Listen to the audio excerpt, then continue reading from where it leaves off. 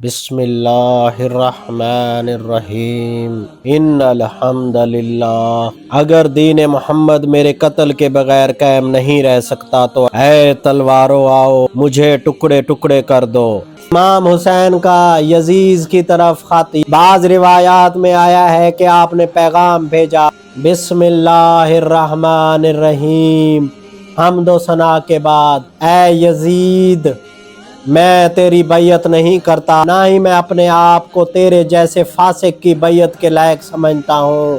ہم اہل بیت نبوت ہیں، رسالت کی بنیاد ہے، فرشتوں کے آنے جانے کی جگہ ہے۔ اللہ نے ہدایت کا آغاز ہمارے ذریعے فرمایا اور اسی ذریعے اس کا اختتام بھی ہوگا، لیکن تو نے امت میں بدعتیں پیدا کی ہے اور میرے نانا کی امت کے نظام کو بدل دیا ہے۔ میں نہ تکبر اور فساد کے لیے نکلا ہوں، نہ ہی ظلم کے لیے، نہ دنیا طلبی کے لیے، میں صرف اپنے نانا کی امت کی اصلاح کے لیے نکلا ہوں۔